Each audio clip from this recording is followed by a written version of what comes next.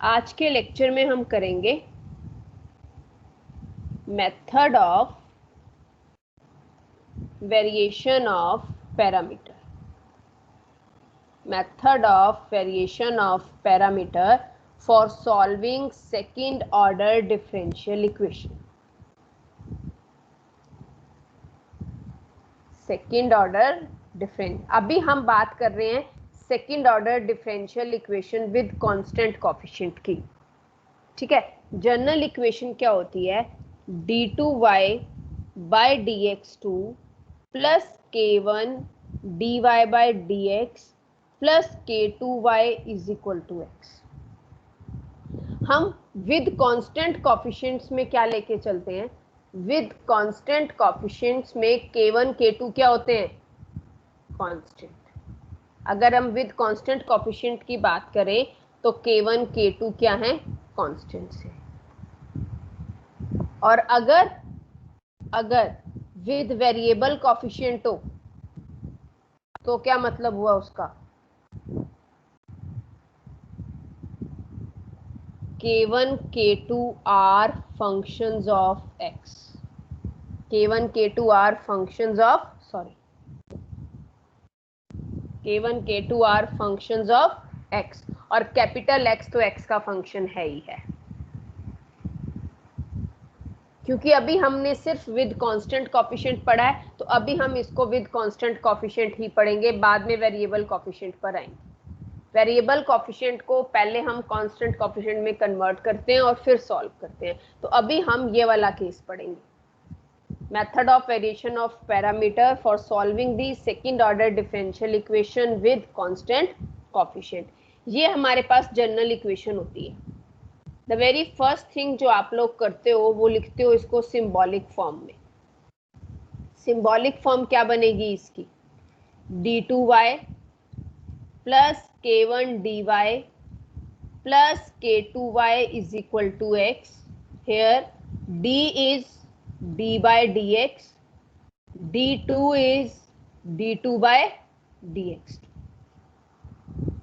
और इसको थोड़ा सा रीअरेंज करके लिखते हैं। यहां तक लिखने के बाद आप क्या करते हो? इसको किससे शो करते हो? f ऑफ d से। सॉरी, यहां x था, इट इज x नॉट 0।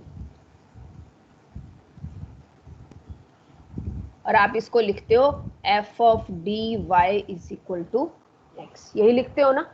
अब इसके बाद हम क्या करते हैं? ऑक्सिलरी इक्वेशन लिखते हैं। ऑक्सिलरी इक्वेशन, ऑक्सिलरी इक्वेशन क्या होती है?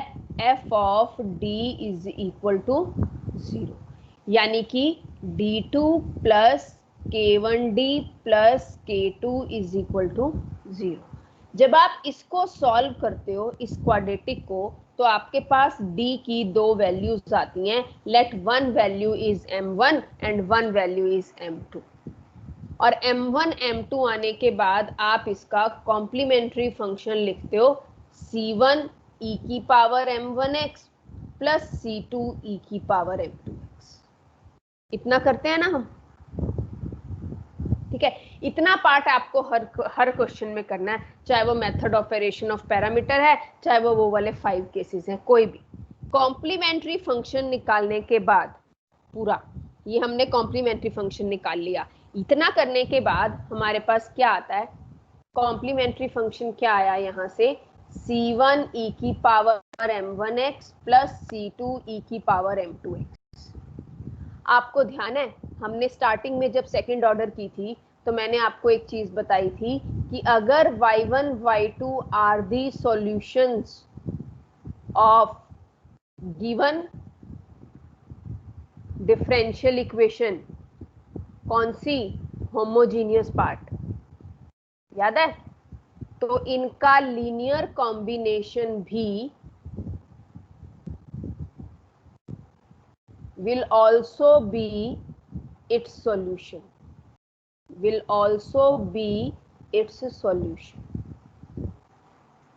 तो अब ध्यान से देखो, ये कौन सी फॉर्म बन गई मेरे पास? c1 y1 प्लस c2 तो यहां से y1 क्या हो गया, e raise to the power m1x, y2 क्या हो गया, e raise to the power m2x। Complementary function लिखने के बाद जो c1 के साथ x का फंक्शन है उसको y1 मान लिया, जो c2 के साथ x का फंक्शन है उसको y2 मान लिया। आपकी मर्जी है, आप किसी को भी y1 y2 मान सकते हो, बस फिर वो whole for the whole question वो y1 y2 वही रहेंगे। एक यूनिफॉर्मिटी रखने के लिए मैंने c1 के साथ वाले फंक्शन को y1 और c2 के साथ वाले फंक्शन को y2। ये तो कॉम्प्लीमेंट्री फंक्शन हो गया। हमें पता है किसी भी डिफरेंशियल इक्वेशन का जब आप सॉल्यूशन लिखते हो ना, तो वो सॉल्यूशन क्या होता है, complementary function plus particular integral. अब इस केस में हमें पर्टिकुलर इंटीग्रल निकालना है, और पर्टिकुलर इंटीग्रल निकालने का मेथड अलग है। इस केस में पर्टिकुलर इंटीग्रल होता है -y1 जो हमने ऊपर कंसीडर किया है, y2 into x divided by w integration with respect to x plus y1 into x divided by w dx। ये y1 y2 क्या है, ये तो हमने ऊपर डिफाइन कर दिए, y1 y2 आपको पता है ना। व्हाट इज दिस w, इस w को हम बोलते हैं रॉन्स्कियन। रॉन्स्कियन एक डिटर्मिनेंट होता है, डिटर्मिनेंट होता है किसका, first solution second solution. If y1 y2 are the solution of the given homogeneous part of the differential equation, तो उनका लीनियर कॉम्बिनेशन भी सॉल्यूशन होगा। अलग अलग ये सॉल्यूशन है उस होमोजेनियस पार्ट के, y1 y2, और अगली रो बनती है y1 डैश y2 डैश। ये y1 y2 दोनों किसके फंक्शन होंगे, x के, तो जो डेरिवेटिव लेंगे वो किसके विद रिस्पेक्ट टू लेंगे, x के। और पर्टिकुलर इंटीग्रल इस फॉर्मूले से लिखेंगे, ये जो मैंने यहाँ पे मेंशन किया है। बस ये ध्यान रखना, यहाँ पर जिसको भी y1 कंसीडर करते हो ये माइनस साइन y1 के साथ होगा, और जो y1 आप यहाँ कंसीडर करोगे वही y1 आपको यहाँ लिखना है। जो y1 आप यहाँ कंसीडर कर रहे हो, ये नहीं यहाँ डिटर्मिनेंट लेते हुए आप इसको इंटरचेंज कर दो, फिर वो इस फॉर्मूले में इससे माइनस साइन चेंज हो जाएगा, उल्टा हो जाएगा वो। तो जो y1 आप ऊपर कंसीडर करोगे वही y1 आप यहाँ लिखोगे, ठीक है। ये आ गया रॉन्स्कियन। अब पर्टिकुलर इंटीग्रल के लिए हमको y1 भी पता है, y2 भी पता है, और w भी पता है, ये सारी वैल्यूज, और x भी पता है, x आपको गिवन है। ये सारी की सारी वैल्यूज हम किस में पुट कर देंगे, पर्टिकुलर इंटीग्रल में, और आफ्टर इंटीग्रेशन आपको क्या मिल जाएगा, पर्टिकुलर इंटीग्रल, जिसके लिए हमने लास्ट 2-3 लेक्चर्स में 5 केसेस किए थे ना, वो सारे के सारे क्वेश्चन आप इससे भी सॉल्व कर सकते हो। अगर एग्जाम में मेंशन आता है by using method of variation of parameter, तो यही लगाना है। अगर मेंशन नहीं आता तो आपकी मर्जी है, चाहे उन 5 केसेस में से कोई केस लगा लो, चाहे method of variation of parameter लगा लो, कोई भी। अभी मुझे मानव ने बोला था कि एक क्वेश्चन करवा दो केस 5 पे, केस 5 से रिलेटेड। तो हम अब एक क्वेश्चन करेंगे जो method of variation of parameter से भी सॉल्व करेंगे और केस 5 से भी सॉल्व करेंगे। आप डिफरेंस देखना कि कितना ज्यादा डिफरेंस आ जाएगा हमारा कैलकुलेशन में। क्लियर है यहाँ तक? हाँ जी। अब इस पे बेस्ड एक एग्जांपल करते हैं। For example d2y by dx2 plus a square y is equal to cosecant ax। ये क्वेश्चन है मेरे पास, इसको सॉल्व करेंगे पूरा, ठीक है।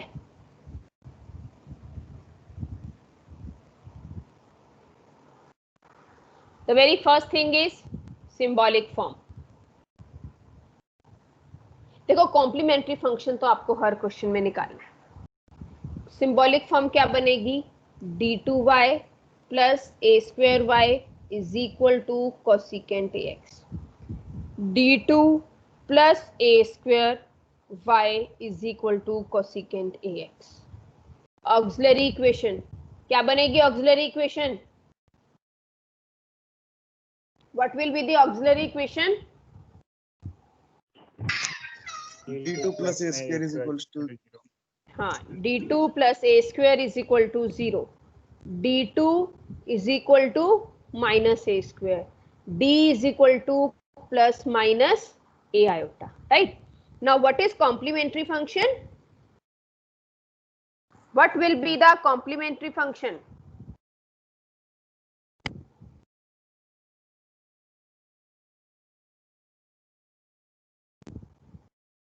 What will be the complementary function?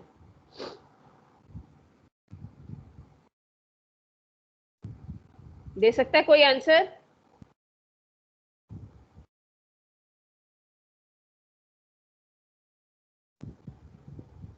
अच्छा, ये कॉम्प्लीमेंट्री फंक्शन के लिए कौन सा केस बनेगा? ये रूट्स किस तरह के हैं? किस तरह के रूट्स हैं?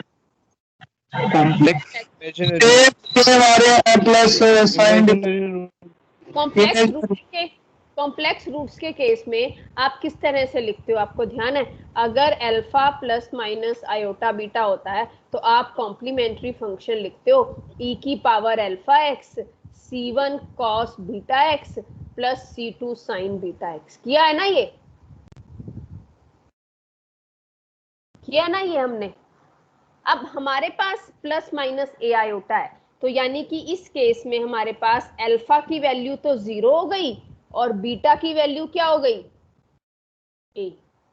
प्लस माइनस ए आयोटा है ना, तो अल्फा 0 हो गया इस केस में क्योंकि रियल पार्ट 0 है। तो अब जब यहाँ 0 रखूंगी तो e की पावर 0x, जल्दी बोलो बच्चों, e की power 0x,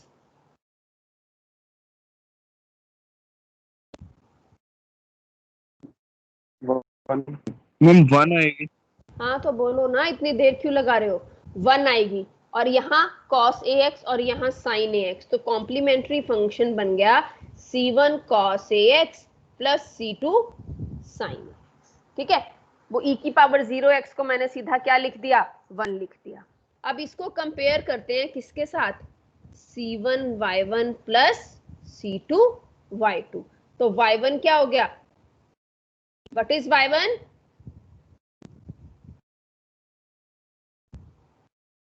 What is y1? cos a। cos ax। ना सोच सोच के क्यों बोल रहे हो? y2 sin ax। अब इसके बाद क्या निकालेंगे? रॉन्स्कियन, जिसको हम w से डिनोट करते हैं। और रॉन्स्कियन क्या होता है? एक डिटर्मिनेंट 2 क्रॉस 2 का, y1 y2 y1 dash y2 dash. बताओगे क्या आएगा? y1 क्या है? cos ax, y2 क्या है? sin ax। cos ax का derivative with respect to x, cos ax का derivative with respect to x, minus a sin x। Minus a sin ax, और sin ax का a cos ax। 2 क्रॉस 2 का determinant कैसे solve करते हैं? This into this minus this into this. तो w की value क्या आ गई? a cos square ax minus minus a sin square ax। ये माइनस और ये माइनस प्लस और a कॉमन ले लिया। बताओगे इसको क्या लिख सकती हूँ? अब इसको कुछ लिख सकते हैं? cos square ax plus sin square ax 1। तो w की वैल्यू मेरे पास क्या आ गई? a। Now what is particular integral? by method of variation of parameter, particular integral is minus y1 y2 into x upon w dx plus y2 y1 into x upon w dx। अब put कर दे सारी values तो क्या आएगा? Particular integral y1 क्या था? cos ax, y2 sin ax, x cosecant ax, right hand side वाला function क्या दे रखा है हमको? cosecant ax। Divided by a dx plus sin ax cos ax cosecant ax upon a dx। थोड़ा सा और सिंप्लीफाई करें इसको, बताओ क्या बनेगा। ये जो a है ये तो कांस्टेंट है, इसको मैंने इंटीग्रल साइन से बाहर रख लिया। ये जो a है ये कांस्टेंट है, इसको इंटीग्रल साइन से बाहर रख लिया। Sine ax as it is, cosecant sine ax as it is, cosecant ax को क्या लिखा, 1 upon 1 by sine ax, good, plus इसमें भी मैंने a बाहर ले लिया क्योंकि कांस्टेंट है, cos ax into 1 upon sine ax dx।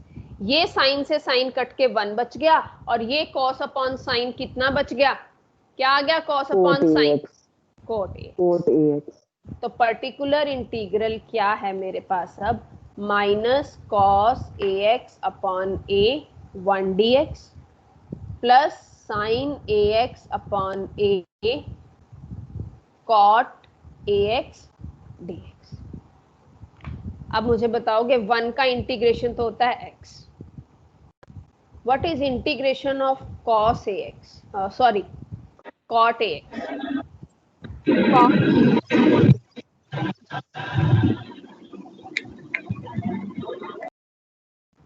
Integration of cotangent ax minus cosecant square, derivative होता है वो, log of sin x by माइनस कोट एक्स एक minute, log of sine Log- ax upon a किसने बोला है, ma'am मैंने दीपांशु।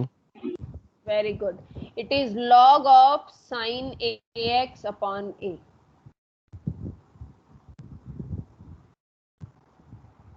तो मेरे पास पर्टिकुलर इंटीग्रल आ गया minus X cos A X upon A plus 1 upon ए। आप बेशक से इसका डेरिवेटिव करके देख लो, कोटेंजेंट ए एक्स बनेगा 1 upon a square sine a x log of sine a x.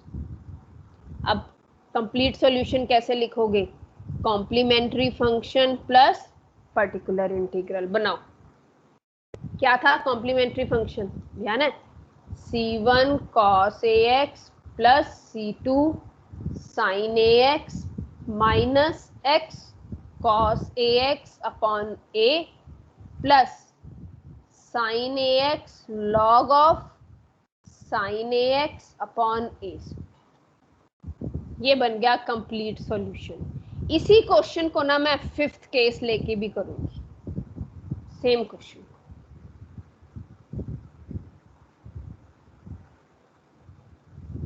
Clear है यहाँ तक? Yes ma'am.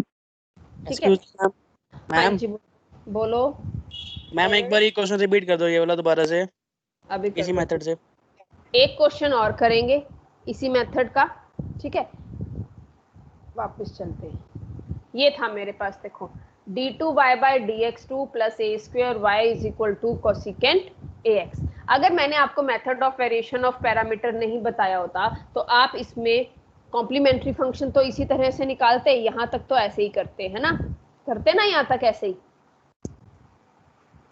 इसके बाद पर्टिकुलर इंटीग्रल कैसे निकालते, जो हमने 5 केस पढ़े हैं उसमें देखो, जो फर्स्ट 4 केसेस पढ़े थे उसमें से एक भी फॉर्म नहीं है, ये नहीं है ना एक्सपोनेंशियल है, ना साइन या कॉस है, ना पॉलिनोमियल है, ना प्रोडक्ट ऑफ 2 फंक्शन है जिसमें एक एक्सपोनेंशियल। ये 5th फॉर्म है जो अदर देन अबव 4 होती है, तो हम इसमें 5th केस लगाते हैं, उस पे भी आएंगे हम बाद में, पर पहले हम इसको method of variation of parameter से करते हैं। कॉम्प्लीमेंट्री फंक्शन निकालने तक तो बिल्कुल उसी तरह से जैसे हमने प्रीवियस क्वेश्चंस में किया है। हमारे पास कॉम्प्लीमेंट्री फंक्शन आया c1 cos ax plus c2 sin ax, इसको कंपेयर कर लिया c1 y1 plus c2 y2 से। यहाँ से हमने एक टर्म को y1 लिख लिया, एक को y2। जो c1 और c2 के साथ x के फंक्शंस हैं उसमें से एक को y1 एक को y2। तो जो c1 के साथ है उसको मैंने y1 मान लिया, जो c2 के साथ है उसको मैंने y2 मान लिया।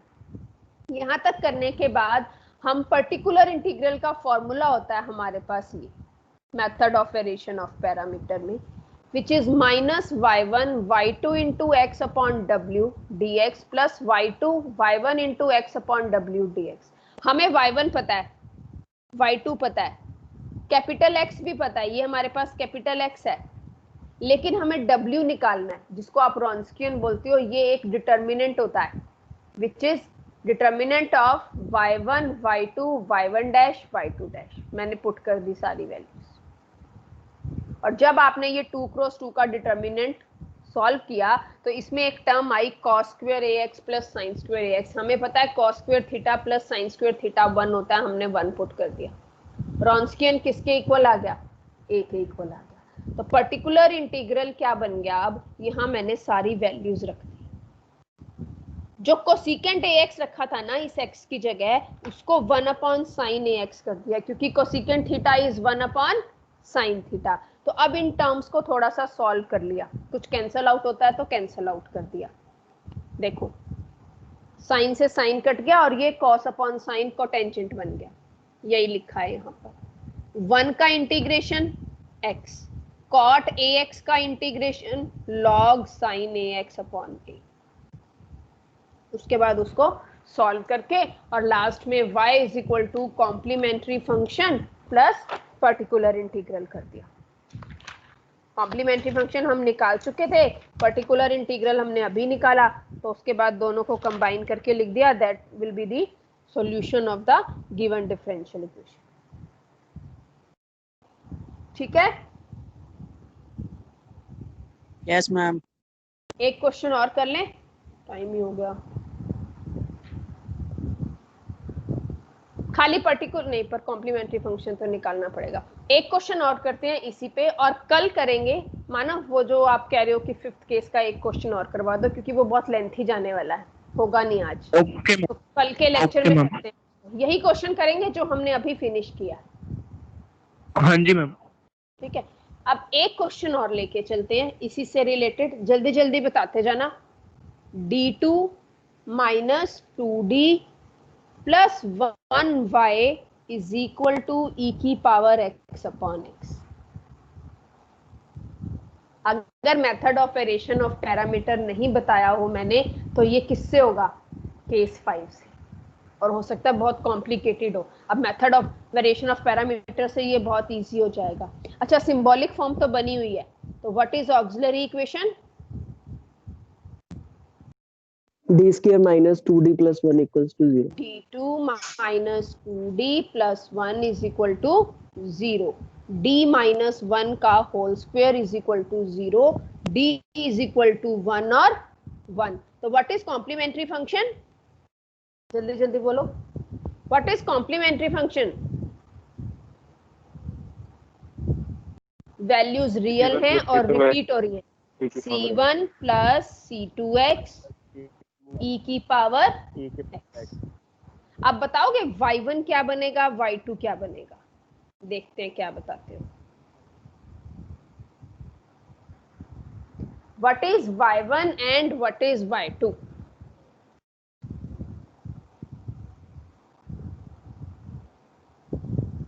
y1 e की power x, Yes, y2 x e की पावर x। शाबाश, क्योंकि जब आप ये ब्रैकेट खोलोगे तो ये इस तरह से लिखा जाएगा। देखो, तो y1 क्या हो गया? e की पावर x, y2 क्या हो गया? x e की power x।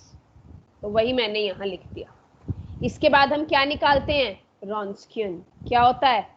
y1 y2 y1 dash y2 dash. बनाओ, e की पावर x, x e की पावर x, e की पावर x का डेरिवेटिव e की पावर x, और x e की पावर x का डेरिवेटिव क्या बनेगा? प्रोडक्ट रूल लगेगा। x as it is e की पावर x का डेरिवेटिव e की पावर x प्लस e की power x as it is x का डेरिवेटिव 1। अब इसको कर दो जरा सॉल्व। 2 क्रॉस 2 का डिटर्मिनेंट है, मल्टीप्लाई करो, क्या बनेगा बताना? Oh sorry,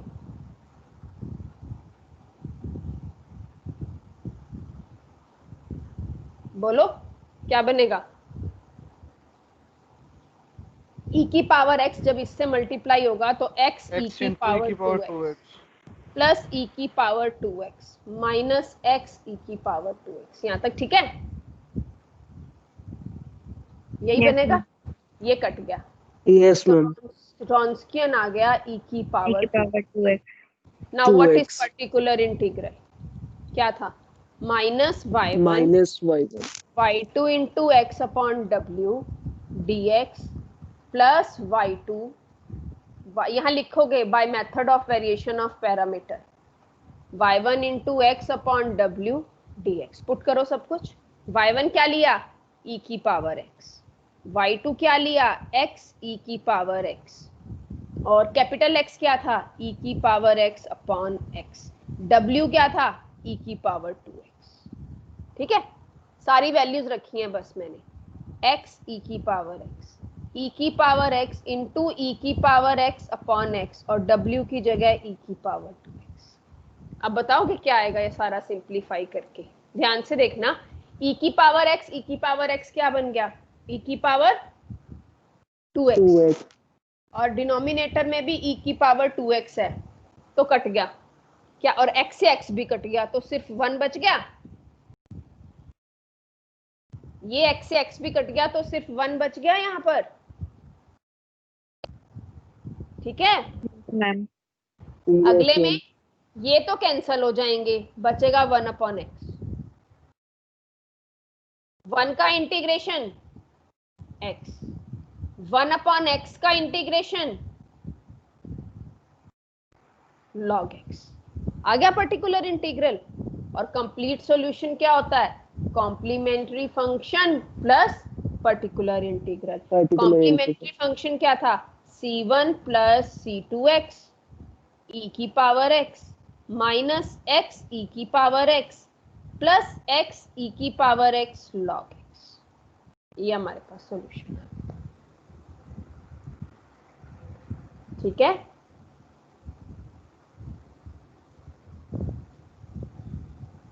clear? Yes, ma'am. कल का लेक्चर हम